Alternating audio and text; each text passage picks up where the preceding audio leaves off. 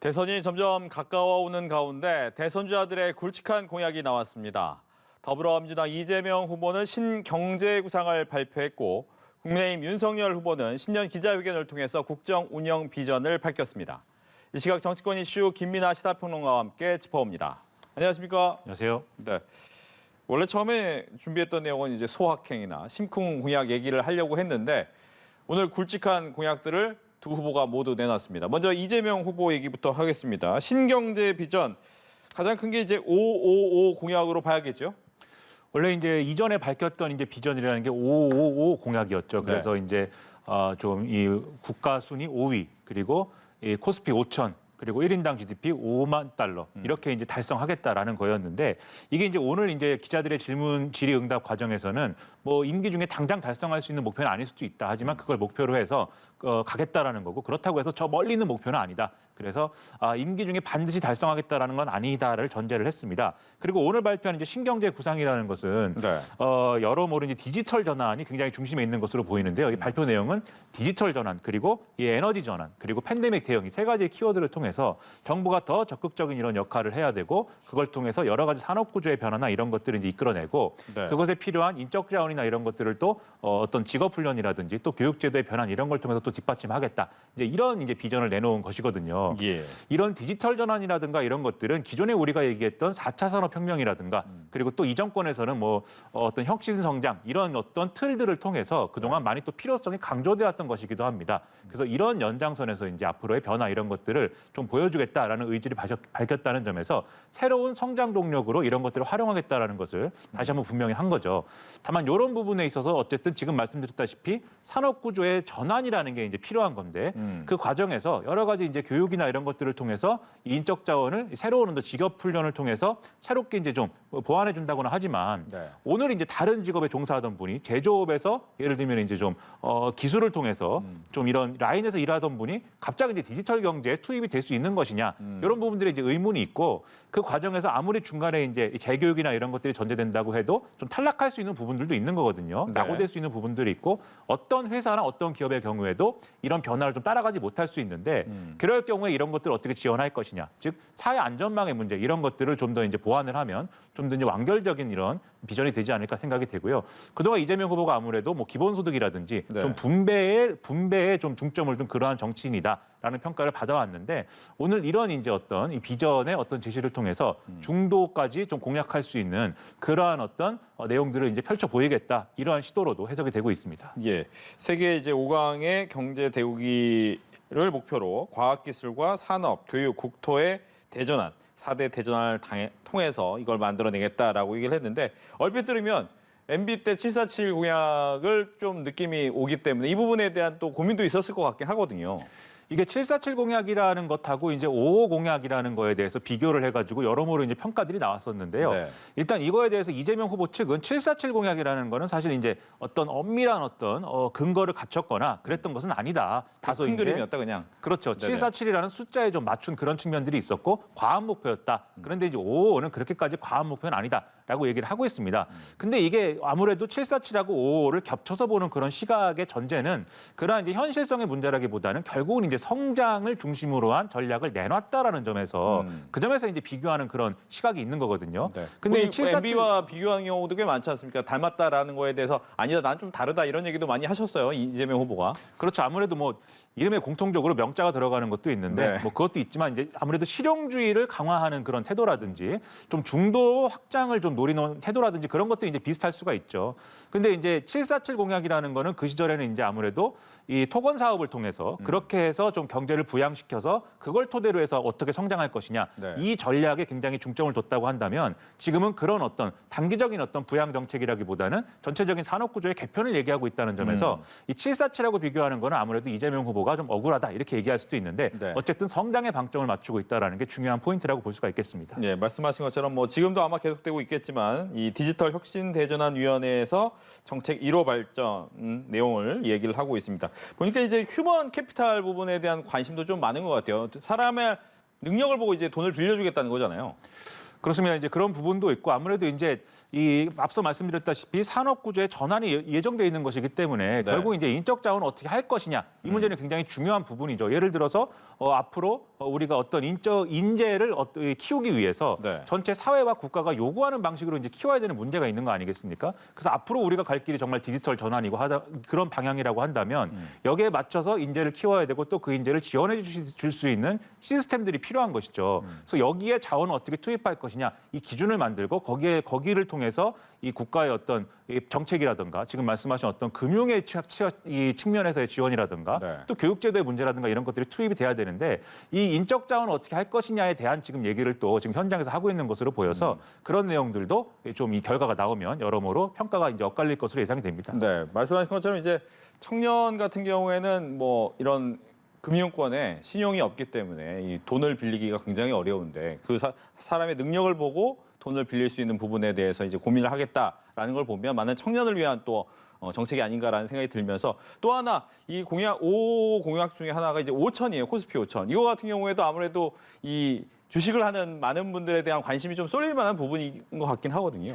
이 코스피 5천을 달성하겠다라는 공약이라는 건 이재명 후보가 이전에 이제 어떤 유튜브 방송에 나가서도 이제 얘기를 한 바 있고 그리고 여러모로 지금 이른바 코리아 디스카운트라고 하는 이런 이 어떤 금융상의 어떤 난점이라든가 그리고 주식시장을 더 선진화시켜야 되는 목표를 달성했을 때 극복할 수 있는 부분이라든가 이런 것들을 충분히 이 제도적인 개선을 통해서 좀 관철을 시키면 그러면 이제 코스피 5천까지도 달성 가능하다고 본다. 이런 얘기를 이제 계속 하고 있는 건데요. 근데 그런 제도적 변화라든가 어떤 조건의 변화만을 통해서 이제 달성할 수 있는 목표이냐? 그건 이제 조금 의문도 있을 것 같고 아무래도 경제 자체에 좀 규모를 키우고 이런 경제의 발전이라는 게 다시 이제 주식시장의 화랑으로 이어져야 또 이제 코스피 5천이라는 것도 달성할 수 있는 게 아니냐 이런 생각도 들거든요.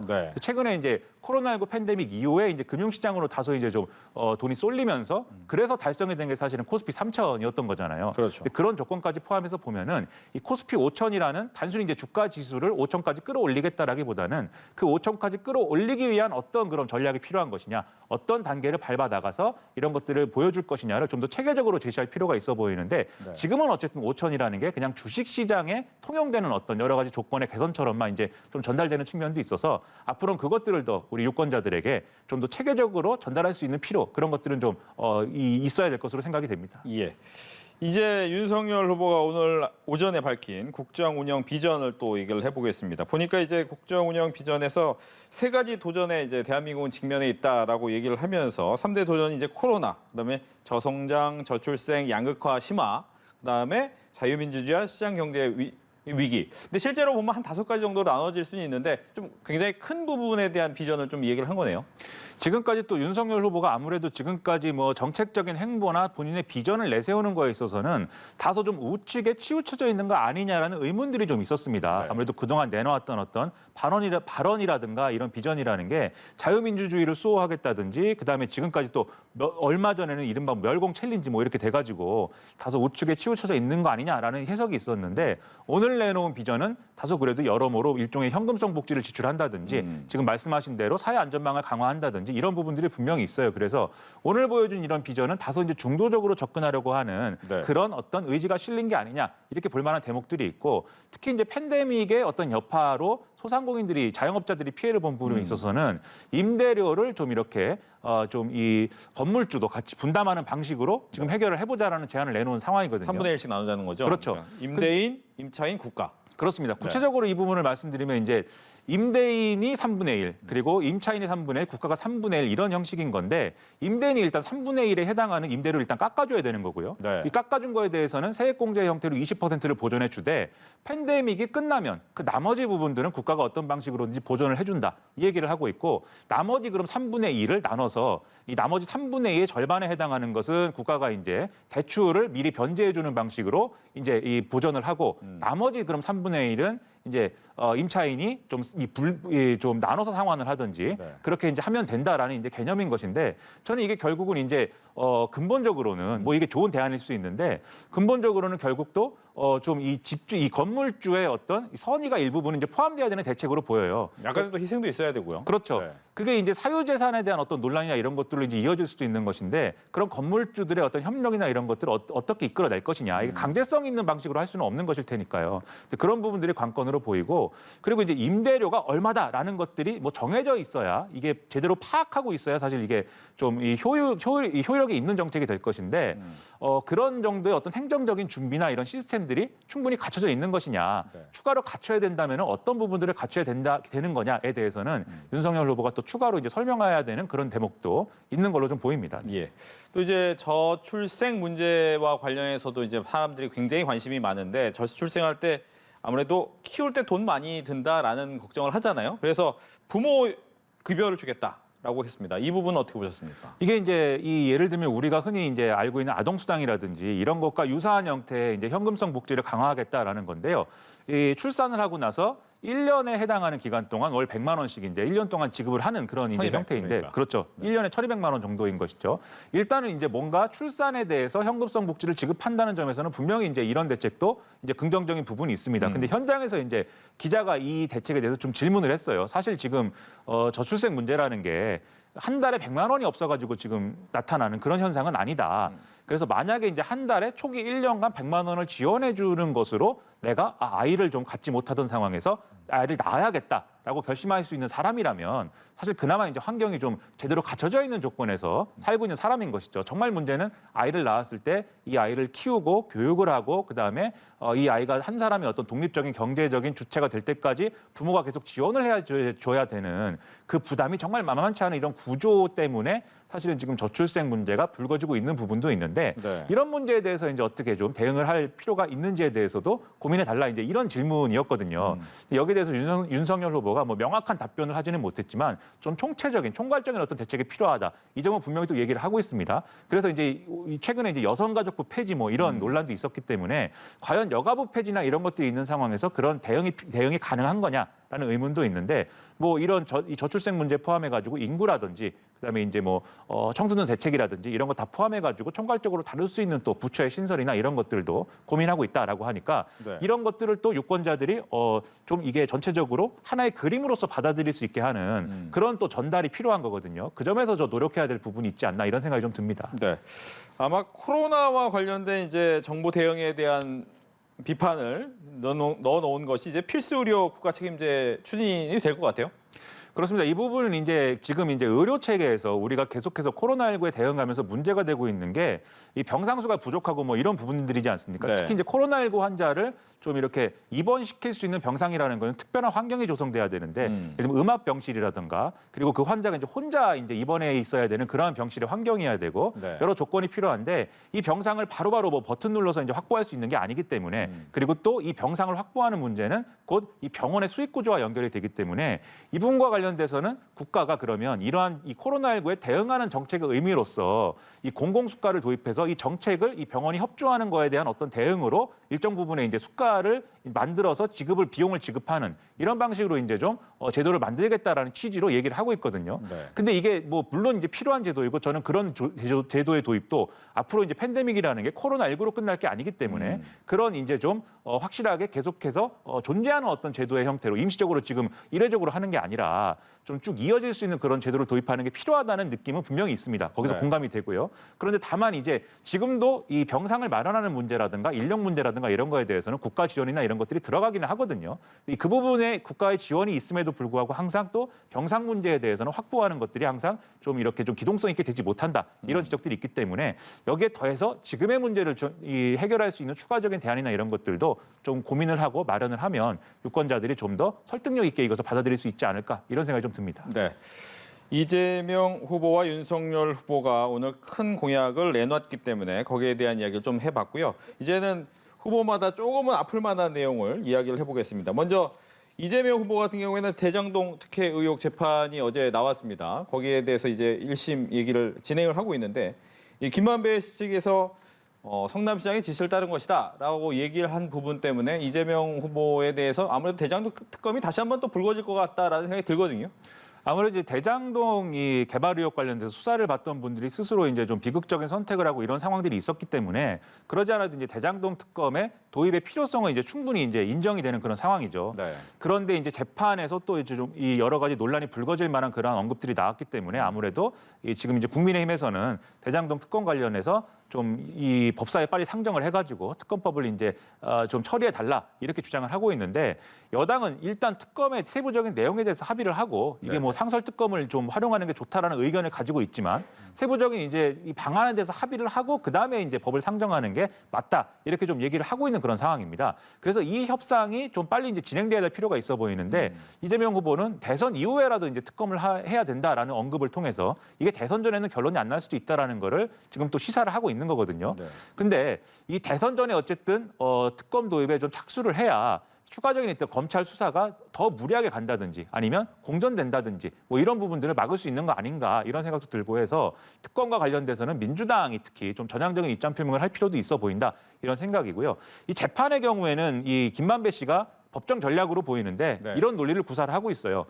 결국 배임이라고 하면 배임의 책임을 묻겠다고 하면 그건 이제 이재명 당시 성남시장의 책임인 것이지 나는 아니지 않느냐 이 논리를 제시를 하면서 그러면서 만약에 이재명 당시 시장에게 배임죄를 물을 수 없다고 하면 나에게도 물을 수 없는 것이다. 이 논리거든요, 결국. 당시에 이재명 시장의 성남시의 방침대로 우리는 민간 사업자들이 거기에 맞춰서 최선의 이제 사업의 형태를 이제 마련한 것뿐이고 검찰의 의심대로 처음부터 유동규 전 본부장이랑 화천대유 일당들이 짜고 이 사업을 통해서 우리가 더 많이 가져가야겠다라는 것을 이른바 7개 독소 조항을 이 사업협약에 넣는 걸로 그렇게 구체화시켜서 처음부터 돈을 가져가려고 한 게 아니다. 이 논리를 지금 얘기하고 있는 건데 이 부분이 사실은 이재명 후보가 그동안 주장해온 바하고 거의 이제 비슷한 논리입니다.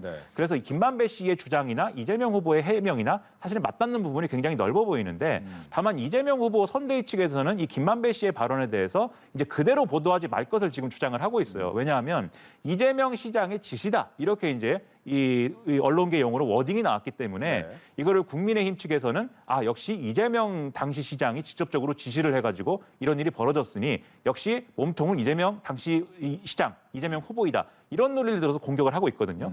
근데 이제 선대위는 이재명 후보 측은 그게 아니고 당시 성남시의 공식적인 방침이 그랬다는 것이고 그리고 그 방침이라는 거는 지자체가 충분히 이익을 환수하기 위한 그런 조항을 넣었다는 거에 대한 방침이다. 그렇기 때문에 이재명 당시 시장의 지시라고 하면은 그렇게 보도해서는 곤란하다라는 취지로 지금 법적 대응, 그다음에 언론중재위원회에 제소하는 거 이런 것들을 강구하겠다는 건데 제가 볼 때는 언론의 보도가 사실이 아닌 걸 보도한 건 아닌 거거든요.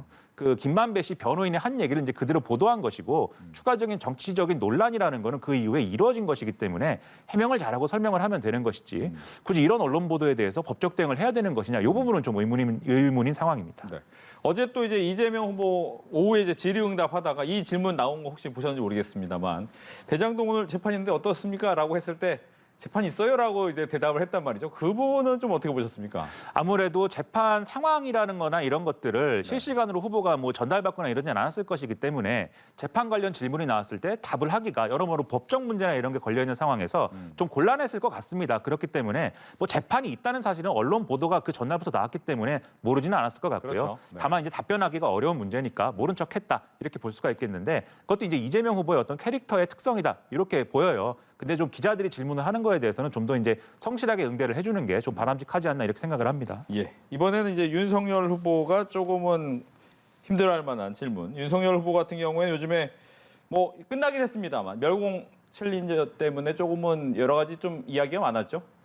그렇죠. 이 멸공 챌린지라는 게 앞서 이제 우리가 봤듯이 이제 정용진 부회장이 게시물을 올린 것이 인스타그램 측에서 뭐 삭제가 되고 뭐 이러면서 논란이 불거졌고 그거에 대해서 이제 일부 여당 지지층에서 윤석열 후보를 거론하면서 이제 비꼬고 뭐 이런 상황들이 있었기 때문에 조국 전 장관이라든지 페이스북에다가 이제 뭐 윤석열 후보 같은 뭐 행위다 뭐 이렇게 해가지고 올리고 뭐 그러다 보니까 윤석열 후보가 또 인스타그램에 굳이 이제 또 이마트에 가서 멸치하고 콩을 사는 이 사진을 공개하고 이러면서 이제 멸공 챌린지로 이어진 거거든요. 나경원 전 의원이 그거 따라하기도 하고 이제 최재형 전 감사원장이 멸치와 콩으로 이제 밥을 먹는 사진을 올리기도 하고 그런 상황으로 이어진 건데 저는 윤석열 후보가 이 논란을 좀 비틀려고 하는 그러한 시도를 한 것 같은데 SNS에 사진을 올리는 걸로 그게 이른바 챌린지로 이어지는 상황까지는 예상을 못한 것 같아요. 왜냐하면 그 윤석열 후보가 그 사진 올리는 걸로 끝냈으면 네. 거기까지 끝냈으면 그냥 웃고 마는 사건이 됐을 수가 있는데 멸공 챌린지가 막 이어지니까 마치 국민의힘과 윤석열 후보가 선대위를 개편하고 뭔가 새롭게 이제는 뭔가 새로운 모습을 보여주겠다라고 가는 그런 과정인데 그 새로운 모습이라는 게 또 이념적인 어떤 잣대에서 우클릭하는 모습 아니냐. 좀 올드한 어떤 그런 보수의 모습을 다시 보여주는 거 아니냐. 역시 자유한국당으로 돌아갔다. 이런 평가로 이어질 수 있는 그런 대목이 지금 발생해버린 거거든요. 그래서 곤란하다 보니까 이제 이준석 대표라든가 원희룡 정책본부장이라든가 이건 좀 우려가 된다라고 얘기를 하고 있는데 여기서 좀 의문인 것은 윤석열 후보의 또 태도는 저는 좀 의문입니다. 왜냐하면 이 부분을 이제 일단은 뭐 멸치와 콩을 사서 내가 뭐 멸치 육수를 우려내고 콩국물을 해먹으려고 했다 이렇게 얘기를 했는데 네. 여기까지는 저는 뭐 그럴 수도 있는 것 같아요. 그런데 그러면 왜 이 사진을 올릴 때 밑에 해시태그라는 걸 왜 달았냐라고 기자가 물어봤거든요. 해시태그를 뭐 멸치, 콩, 그다음에 뭐 달걀, 파 뭐 이렇게 달았기 때문에 네. 이게 어떤 정치적인 의미를 담은 어떤 해석을 촉발할 수 있는 거 아니냐라고 물어본 건데 여기에 대해서는 사실 윤석열 후보가 좀 비꼬려고 그랬는데 이렇게까지 될 줄 몰랐다라고 얘기를 잘 하면 되는 건데 나는 해시태그라는 걸 달아본 적이 없다 이렇게 얘기를 했습니다. 그러면 이 게시물은 누가 올린 거냐? 해시태그가 달려 있는데 윤석열 후보가 올린 게 아닌 거냐? 그리고 이준석 대표하고 원희룡 정책본부장이 이렇게 되는 상황은 잘 몰랐다고 하는데 그러면 SNS 관리라든가 최근에 이제 페이스북에 여가부 페이지 이렇게 올린 것과 같이 SNS 관리라든가 이런 것들은 선대위에서 컨트롤 타워가 정말 세심하게 관리를 하고 있는 그런 상황이 있는 거냐 아니면 그런 것들은 선대위의 컨트롤 타워하고는 별도의 어떤 전략으로 돌아가는 거냐 좀 의문스럽거든요. 그 선대위를 막 개편을 했는데 네. 그 효과가 있는 거냐 좀 의문이 남는 그러한 대목입니다 이게. 알겠습니다. 이제는 단일화 얘기로 좀 넘어가 보겠습니다. 국민의힘 내부에서 야권 대선 후보 단일화를 둘러싼 찬반 논란이 점화될 조짐이 좀 있습니다. 일단 이준석 대표는 단일화 큰 효과는 없을 것이라고 선을 그었는데 그 이야기 목소리를 좀 직접 들어보겠습니다. 안철수 대표의 최근 지지율 상승을 보면은 윤석열 후보를 원래 지지하던 저희 당을 지지하던 2030 지지층이 상당 부분 이전되어서 지지율 올라간 걸 보입니다. 근데 우리 후보가 다시 스타일 변화나 이런 걸 통해 가지고 2030에 강한 반등을 이뤄내고 있기 때문에 단일화의 효과가 큰 의미가 없습니다. 네, CBS 라디오 프로그램에 나와서 오늘 아침에 이준석 국민의힘 대표가 이야기를 한 부분 2030의 지지층이 안철수 후보 측으로 갔지만 우리한테 돌아올 것이다. 자신감을 보였네요. 일단 이준석 대표 입장에서는 두 가지의 의미인 것 같습니다. 첫 번째로는 어쨌든 윤석열 후보하고 이준석 대표가 뭐 화해와 포용의 모두로 이제 간 상황이지 않습니까? 그렇죠. 그렇기 때문에 이준석 대표가 윤석열 후보에게 포용이 되는 모습을 보고 떠났던 2030 표가 이제 돌아올 것이다. 이 지지율이 돌아올 것이다. 이렇게 얘기를 하고 있는 건데 그런데 윤석열 후보에게 실망한 이제 2030의 표심이라는 게 이 유권자들의 어떤 바람이라는 게 단지 이준석 대표하고 갈등에서만 실망한 거냐 또 그렇지는 않습니다. 윤석열 후보가 그동안 보여온 모습 예를 들면 배우자 의혹에 대응하는 모습이라는 게 본인이 주장했던 이제 공정과 상식에 맞는 거냐 이런 의문이 있고 윤석열 후보가 가지고 있는 정책적인 비전이라든가 이런 것들이 유튜브 방송이나 이런 것들을 통해서 확인한 바 다소 이제 준비가 덜 돼 있는 거 아니냐 다소 비어 있는 거 아니냐, 이 내실이 없는 거 아니냐 이런 의문이 있기 때문에 실망한 표들이 상당히 있는 거거든요. 그래서 이런 것들이 윤석열 후보가 이준석 대표하고 다시 관계를 회복하고 나서 이런 부분들이 개선됐다라는 걸 아직 보여주지 않았는데 그 점에서 이제 2030이 돌아올 거냐 이건 좀 저는 의문인 부분이고 여론조사 결과들이 추가로 나오는 걸 봐야겠습니다.만 분명히 윤석열 후보의 지지세 하락이 좀 멈췄고 일부 2030 표가 이 부동층으로 갔다가 돌아오는 어떤 그런 지지율은 있을 것 같아요. 근데 그것이 이준석 대표가 얘기하는 것처럼 완전히 이제 이전 상황을 회복한 것으로 받아들일 수 있을 거냐? 네. 저는 이제 요건 좀 지켜봐야 될 대목이라고 보고요. 두 번째는 이준석 대표가 이렇게 얘기하는 것은 물론 지금 상황이 그렇다라고 지금까지 말씀드린 그런 차원도 있겠지만 앞으로의 또 추가적인 효과를 노린 것 같기도 해요. 네. 왜냐하면 아직 윤석열 후보하고 이준석 대표가 뭐 화해를 했지만 이준석 대표가 예를 들어서 아직 우리가 화해한 게 그다지 효과는 없는 것 같습니다. 이렇게 얘기를 하면 오히려 또 실망할 수 있는 거거든요. 지지층이. 그게 아니라 상당히 이미 효과가 있는 것 같고 우리가 자체 여론조사를 해봤더니 벌써 막 돌아오고 있다. 이렇게 얘기를 해야 이미 실망해서 떠난 2030 지지자라고 할지라도 회복이 되고 있다고 하니까 나도 좀 돌아가 볼까? 이런 생각을 할 수 있는 거기 때문에 추가적인 효과를 노리고 또 하는 발언의 측면 이런 것들 두 가지가 좀 있어 보입니다. 네. 이제 홍준표 의원 같은 경우에는 뭐 전폭적인 원팀은 되지 않았지만 뒤에서 할 일은 하겠다라고 하고 있는 와중에 이런 얘기를 합니다. 만약 지금처럼 그냥 단일화 안 하고 쭉 가게 되면 2017년 19대 대선과 비슷할 수 있다. 어떻게 보십니까? 일단 2017년 대선의 경우에는 이른바 이제 지금의 보수 정치에 속하는 후보들이 좀 난립했다는 점에서 그 점에서 이제 좀 이 보수 정치 후보들끼리는 분열이 돼서 문재인 대통령이 당선됐던 그런 상황을 이제 다시 만들 수 있다 이런 얘기를 하는 건데요. 실제 그 당시에 이제 안철수 후보, 유승민 후보, 홍준표 후보 지지율 다 합치면 어떤 득표율 다 합치면 당시 문재인 대통령보다 이제 높은 거 아니냐 이제 이 얘기거든요. 그런데 이제 단일화라는 게 각각의 이제 후보들이 그 당시에는 가지고 있는 고정적인 지지층들이 있었던 것이고 네. 그 지지층들이 어떤 좀 생산적인 방식을 통해서 단일화를 했다라면은 다 모아질 수 있는 그런 관계였을 것인데 지금 윤석열 후보와 안철수 후보의 관계를 그렇게 볼 수 있는 거냐. 오히려 윤석열 후보의 실망한 지지층이 안철수 후보로 들어가 있는 상황이기 때문에 네. 예를 들어서 윤석열 후보로 단일화됐을 때 지금 안철수 후보가 얻고 있는 10% 이상, 15%를 좀 넘나드는 이런 지지율에 그대로 이제 윤석열 후보에게 흡수될 수 있을 거냐. 이거 장담할 수 없는 거거든요. 그렇기 때문에 이런 조건까지 포함해서 보면 완전히 2017년 상황과 같다라고는 얘기할 수 없는 것이고 여전히 안철수 후보를 떠받치고 있는 지지율이라는 것은 10% 아래 정도 수준에서는 안철수 후보가 고정 지지층을 갖고 있는데 네. 그 이상의 지지율은 지금 상당히 유동적이라고 보입니다. 그래서 윤석열 후보가 1월 내에 앞서 말씀드린 대로 여러 가지 우려들, 배우자 의혹에 대한 태도라든가 본인의 비전에 대한 문제라든가 이런 것들이 상당히 개선됐다라는 것을 보여주면 돌아올 수도 있는 부분이 분명히 있거든요. 그런 점까지 고려하면은 2017년처럼 고만고만한 지지율을 얻는 후보들 간의 어떤 그런 난립 상태가 아니라 강자가 있고 보수 정치에 강자의 역할을 하는 후보가 있고 사실상 양보해줘야 되는 후보가 있는 그런 상황으로 다시 재편될 수도 있는 것이기 때문에 그 부분은 이제 지켜볼 필요가 있다고 생각이 됩니다. 네. 뭐 안철수 후보 같은 경우에는 뭐 오늘 아침 신문에 인터뷰도 했는데 본인은 2012년도에 당시 문재인 후보에게 양보한 게 가장 후회된다라고 하면서 아무래도 민주당과의 힘을 합치는 부분은 어렵지 않을까라는 느낌을 좀 보였습니다. 그러다 보니까 민주당에서는 오히려 아바타 얘기를 다시 꺼내면서 안철수 후보 때리게 좀 나선 것 같은데 이제는 안철수 후보는 같이 안 가겠다 이렇게 보는 건가요?